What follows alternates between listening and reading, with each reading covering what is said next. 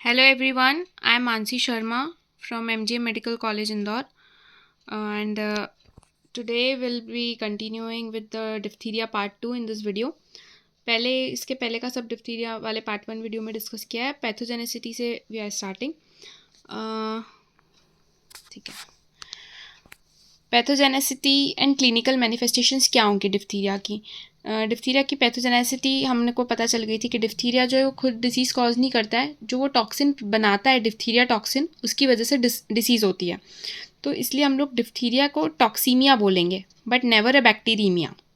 आ रहा है समझ में. अगर बैक्टीरिया की वजह से डिसीज़ होती है तो बैक्टीरीमिया, लेकिन अभी इसमें टॉक्सिन की वजह से डिसीज़ है तो toxaemia. Aemia is for blood. जब टॉक्सिन ब्लड में आ गया तो टॉक्सीमिया. बैक्टीरिया ब्लड में है तो बैक्टीरीमिया. ईजी. ठीक है. अब बेसिलाई जो रहते हैं वो क्या रहते हैं, नॉन इन्वेजिव रहते हैं. Present only in the local site फेरिंग्स पे रहेगा. Secret the toxin which is spread by blood stream to various organs. जो बैक्टीरिया है वो क्या रहता है हमारा, सिर्फ और सिर्फ फेरिंग्स में रहेगा. बाकी लेकिन जो वो टॉक्सिन बनाएगा वो ब्लड स्ट्रीम से दूसरे ऑर्गन्स में भी पहुंच जाएगा और अलग अलग ऑर्गन्स में पहुंच जाएगा. It is the toxin which is responsible for all types of manifestation including local, that is respiratory and systemic complication except the skin lesion which is caused by due to the organism and not the toxin. तो देखो basically ऐसा होता है कि जो cutaneous diphtheria होता है वो बैक्टीरिया की वजह से कॉज होता है, और जो बाकी सारे डिप्थीरिया होते हैं वो टॉक्सिन्स की वजह से आते हैं. ठीक है. अब रेस्पिरेटरी डिप्थीरिया भी हो गया हमारा. ठीक है. Respiratory diphtheria is most common. Respiratory diphtheria जो है वो most common form of diphtheria होता है. टॉन्सिल एंड फेरिंग्स इन्वॉल्व होता है, तो इसको हम लोग रेस्पिरेटरी डिप्थीरिया को फॉशियल डिप्थीरिया भी बोलते हैं. Are the most common sites followed by nose and लैरिंग्स.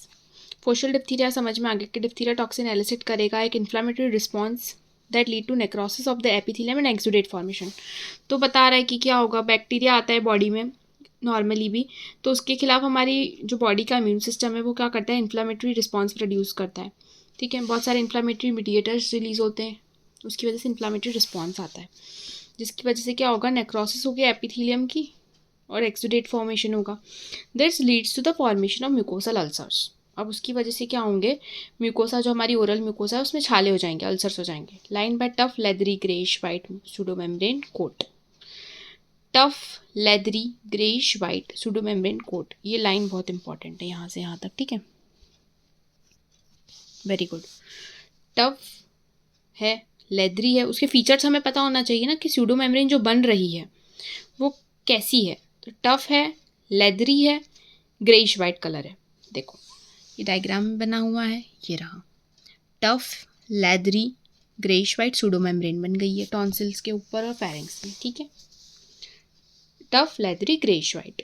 अब आगे बढ़ते हैं. अब इस पर काय से बनी हुई है, स्यूडो मेम्ब्रेन है, ट्रू मेम्ब्रेन तो है नहीं. स्यूडो मेम्ब्रेन है ना, फॉल्स मेम्ब्रेन है. Compose of an inner band of fibrin है इसके अंदर, surrounded by neutrophils, RBCs and bacteria. तो कंपोजिशन समझ में आ गई. पहले फीचर समझ में आ गए, फिर कंपोजिशन समझ में आ गई कि काय से बनी हुई है ये. न्यूट्रोफिल्स से आरबीसीज हैं, बैक्टीरिया हैं. बैक्टीरिया तो रहेगा ही सही, बाकी सब हमारी बॉडी के न्यूट्रोफिल्स, आरबीसीज और फाइब्रिन आ जाएगा.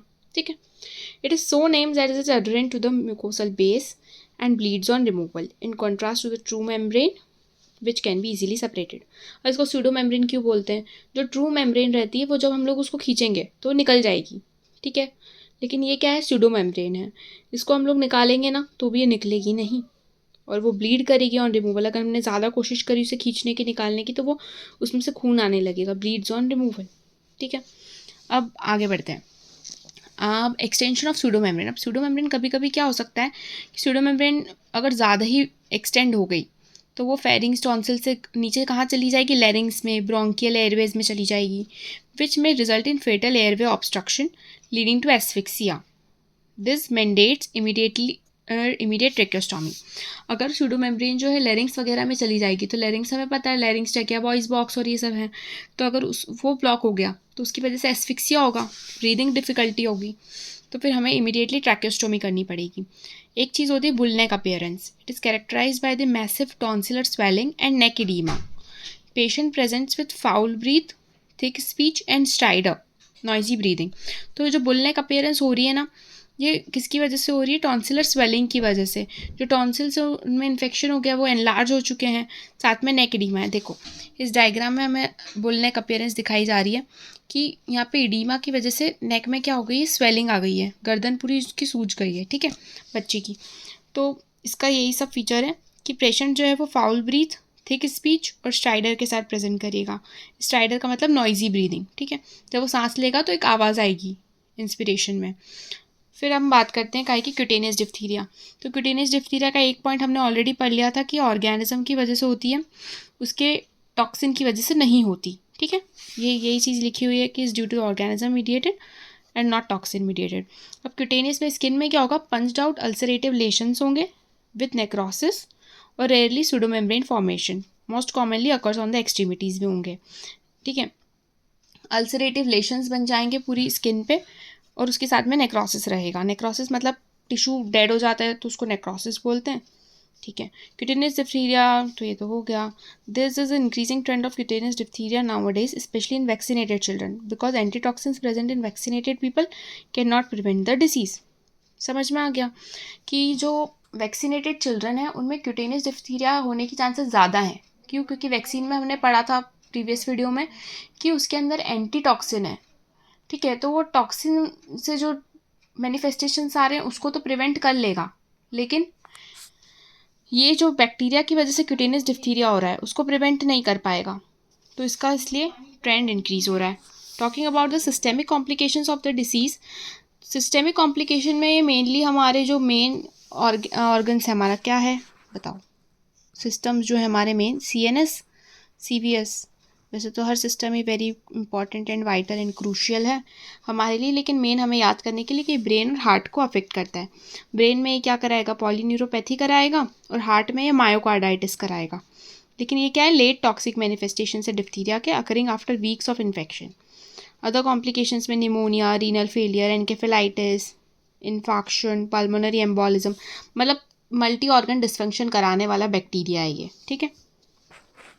न्यूरोलॉजिकल मैनिफेस्टेशंस हमने देख लिया कि क्या करा रहा है ये? नॉन इन्फ्लेमेटरी डीमाइलिनेटिंग डिसऑर्डर्स करा रहा है, जिसमें क्रेनियल नर्व का इन्वॉल्वमेंट है, सीलियरी पैरालिसिस है और पेरिफेरल न्यूरोपैथी है, ठीक है। क्रेनियल नर्व का भी इन्वॉल्वमेंट करा सकता है, peripheral neuropathy and ciliary paralysis. Ciliary paralysis का मतलब है जो हमारी आइज़ रहती है उसकी जो मसल्स को वो करता है, ठीक है, मियोसिस और माइड्रियासिस वगैरह, तो उसका भी पैरालिसिस हो जाएगा, तो वो अपना फंक्शन भी अफेक्ट करेगा, ठीक है। मायोकार्डाइटिस का मतलब तो समझ में आ गया कि मायोकार्डियम में इन्फेक्शन हो गया है, पूरा इन्फ्लेमेशन हो गया उसकी लेयर्स में। It is typically associated with arrhythmias and dilated cardiomyopathy. और मायोकार्डाइटिस की और इस सब की वजह से एरिथमिया होगा, इरेगुलर हार्ट बीट्स रहेंगी और डायलेटेड कार्डियोमायोपैथी हो जाएगी, ठीक है। हार्ट जो है उसमें डायलिटेशन हो जाएगा। फिर talking about the lab diagnosis. Lab diagnosis, अब ये डिसीज़ को हम लोग कैसे आइडेंटिफाई करेंगे कि इसको किसी इंसान को कॉर्निबैक्टीरियम डिप्थीरिया का इन्फेक्शन हो, कैसे पता चलेगा?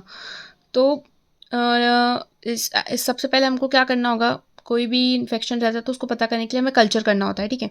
तो स्पेसिमेन लेंगे, स्पेसिमेन क्या लेंगे? थ्रॉट स्वैब लेंगे एंड अ पोर्शन ऑफ सूडोमेम्ब्रेन ले लेंगे। सूडोमेम्ब्रेन का पोर्शन लेना भी बहुत ज़रूरी है क्योंकि सूडोमेम्ब्रेन हमने देखा था कि बैक्टीरिया, RBC, न्यूट्रोफिल्स और फाइब्रिन की बनी हुई थी, तो उसमें भी बैक्टीरिया है, तो हम वहाँ से सूडोमेम्ब्रेन ले लेंगे और थ्रोट स्वैब ले लेंगे। फिर डायरेक्ट स्मीयर बनाएंगे तो ग्राम स्टेन हो गया और अल्बर्ट स्टेन हो गया। अल्बर्ट स्टेन इसका बहुत ज़्यादा इंपॉर्टेंट है। ग्राम स्टेन में हमने देखा था लास्ट वीडियो में कि क्लब शेप के ग्राम पॉजिटिव बेसिलाई दिख रहे थे विद चाइनीज़ लेटर अरेंजमेंट, ठीक है। जब ग्राम स्टेन कर रहे थे तो उसमें हमने देखे थे कि club shape gram positive bacilli with Chinese letter arrangement. और अल्बर्ट स्टेन पे क्या है? ग्रीन बेसिलाई है with bluish black metachromatic granules. तो दो स्टेन्स के नाम याद रखने, एक तो ग्राम स्टेन और दूसरा अल्बर्ट स्टेन। ग्राम स्टेन पे क्या दिख रहे हैं? ग्राम स्टेन पे हमें यहाँ पे दिख रहे हैं क्लब शेप्ड के बेसिलाइज दिख रहे हैं, और अल्बर्ट स्टेन पे हमको दिख रहे हैं ये, इसमें क्या ब्लू कलर के मेटाक्रोमेटिक ग्रैन्यूल्स हैं अल्बर्ट स्टेन्स पे, ठीक है। ये चाइनीज़ लेटर अपीयरेंस भी है ना, ये हो गया। ग्राम स्टेन पे ही दिख जाएगा यूनिफॉर्म अरेंजमेंट या फिर चाइनीज़ लेटर अरेंजमेंट। तो ये क्लब शेप्ड बेसिलाई हो गया है, चाइनीज़ लेटर अरेंजमेंट हो गया, और ये हमारे मेटाक्रोमेटिक ग्रैन्यूल्स हो गए जो हमें अल्बर्ट स्टेन पे दिख रहे हैं, ठीक है। Okay, very good.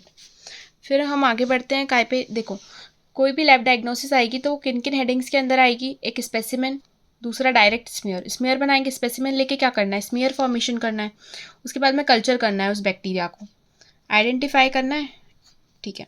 तो कल्चर इसके लिए क्या यूज़ करते हैं हम लोग, ब्लड अगार, चॉकलेट अगार, लॉफलर सीरम स्लोप यूज़ कर सकते हैं।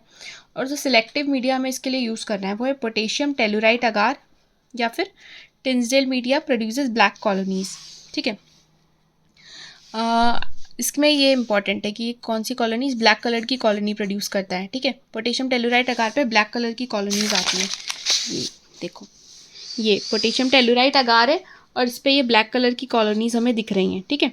ये हो गया हमारा Loeffler serum slope, this is the Loeffler serum slope, और ये है पोटेशियम टेलुराइट अगार जिस पर ब्लैक कलर कॉलोनीज है।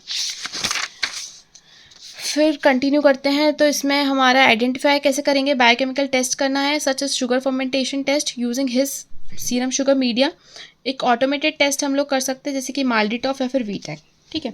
अब डिफ्थीरिया टॉक्सिन का डेमोन्स्ट्रेशन, डिफ्थीरिया टॉक्सिन जो है इसको हम लोग कैसे पता करेंगे, तो इन वीवो टेस्ट करेंगे गिनिया पिग इनॉकुलेशन करके या फिर सबक्यूटेनियस एंड इंट्राक्यूटेनियस टेस्ट करके। इन विट्रो जो होगा वेरी इंपॉर्टेंट है ये एलेक्स जेल प्रेसिपिटेशन टेस्ट, ये पूछा जाता है एलेक्स जेल प्रेसिपिटेशन टेस्ट। दूसरा detection of toxin by PCR, detection of toxin by ELISA या फिर साइटोटॉक्सिसिटी ऑन सेल लाइंस। तो हमें डिटेल में जो पढ़ना है वो है एलेक्स जेल प्रेसिपिटेशन टेस्ट, ठीक है। तो अब ये सब हमें समझ में आ गया कि लैब डायग्नोसिस के अंदर ये सब आता है, ये सब हमने देख लिया, क्लब शेप देख लिया, अल्बर्ट स्टेन पे कैसा दिख रहा है, कल्चर मीडियाज पे कैसा दिख रहा है, सब देख लिया, ठीक है। अब आगे हम बात करते हैं, तो आइसोलेशन और ये सब तो कर लिया था हमने, ये सब भी कवर हो चुका है। चाइनीज़ देखो, ग्राम स्टेन पे हमें मेन ये याद रखना है कि क्लब शेप दिखेगा, दूसरा चाइनीज़ लेटर या फिर यूनिफॉर्म अरेंजमेंट रहेगी, वी या एल शेप्ड का दिखेगा, ठीक है, वी या एल शेप्ड। और अल्बर्ट स्टेन पे हमें क्या दिखते हैं, ब्लूइश ब्लैक कलर के मेटाक्रोमेटिक ग्रेन्यूल्स दिखते हैं, ईजी। ग्राम में क्या, अल्बर्ट में क्या, ग्राम में चाइनीज़ लेटर और अल्बर्ट पे मेटाक्रोमेटिक ग्रेन्यूल्स, ठीक है, इतना समझ में आ गया है। फिर हम आगे बढ़ते हैं, तो हमें दिख रहा है कि ठीक है, ब्लड अगार लॉफलर सीरम स्लोप पे जो कॉलोनी बनेगी इसकी वो कैसी रहेंगी, लॉफलर सीरम स्लोप पे इसकी small circular glistening white colonies रहेगी with a yellow tinge in 6 to 8 hours, ठीक है। 6-8 घंटे में इसका जो है कॉलोनी फॉर्मेशन हो जाएगा लॉफलर सीरम स्लोप पे, और वो कैसी कॉलोनी रहेगी, circular glistening white with a yellow tinge, ठीक है। ये कैसी है कॉलोनीज दिख रही है हमें, circular glistening white with a yellow tinge दिख रहा है ना, येलो येलो कलर का, ठीक है। तो ये हो गया। फिर हम आगे बढ़ते हैं, इसका एडवांटेजेस क्या है और डिसएडवांटेजेस क्या है। कोई भी चीज़ होती है तो उसके एडवांटेज भी होते हैं, डिसएडवांटेज भी होते हैं। तो वैसे ही लॉफलर सीरम सोप का क्या एडवांटेज है कि growth can be detected as early as 6 to 8 hours, 6-8 घंटे में इसका रिजल्ट आ जाएगा। दूसरा क्या है कि ये बेस्ट मीडियम है फॉर मेटाक्रोमेटिक ग्रेन्यूल प्रोडक्शन, अगर हमें मेटाक्रोमेटिक ग्रेन्यूल्स अच्छे से देखने तो उसके लिए this is the best. Disadvantage क्या है, एनरिच मीडिया है तो समझ में आ ही गया, एनरिच मीडिया है मतलब फुल ऑफ न्यूट्रिशन, तो उसमें ऐसा तो है नहीं कि सिर्फ डिप्थीरिया ग्रो करेगा, बाकी सारे ऑर्गेनिज्म भी ग्रो कर सकते हैं। तो ये सपोर्ट करता है growth of other throat commensals also, ठीक है। कमेंसल्स जो ऑलरेडी वहाँ के ही रहवासी हैं, ठीक है, जो ऑलरेडी वहीं पे रहते हैं वो सारे बैक्टीरियाज। तो एडवांटेज समझ में आ गया, डिसएडवांटेज समझ में आ गया। ग्रोथ जल्दी हो जाएगी, मेटाक्रोमेटिक ग्रेन्यूल्स अच्छे से दिख जाएंगे, लेकिन डिसएडवांटेज में क्या है कि बाकी सारे बैक्टीरिया भी ग्रो कर जाएंगे। फिर सिलेक्टिव मीडिया हमारा बहुत इंपॉर्टेंट है, ये पोटेशियम टेलुराइट अगार, ठीक है। पोटेशियम टेलुराइट अगार पे हमने देख ली थी कौन सी कलर की कॉलोनीज थी, ब्लैक कलर की कॉलोनीज थी, ठीक है। Get incorporated in the colonies given the black colour, reduces tellurite to metallic tellurium. तो इसका मैकेनिज्म ऑफ एक्शन है कि जो बैक्टीरिया है वो क्या करेगा, जो कल्चर मीडिया के टेलुराइट है उसको मेटेलिक टेलुरियम में कन्वर्ट कर देगा, जिसकी वजह से एक ब्लैक कलर प्रोड्यूस होगा, ठीक है। और एडवांटेज क्या हो गया, इसका थ्रोट कमेंसल्स नहीं ग्रो करेंगे इसके अंदर, लेकिन डिसएडवांटेज क्या है कि इसका रिजल्ट आने में हमें 48 hours ऑफ इंक्यूबेशन लगेगा इनको ग्रो कराने में। फिर ये अलग अलग टेस्ट हैं जो कि हम लोग यूज़ कर सकते हैं, serum sugar media, pyrazinamide test, sugar fermentation test, urease test, ठीक है। इसके आगे का हम लोग नेक्स्ट वीडियो में कंटिन्यू करेंगे in diphtheria part 3। Thanks for watching.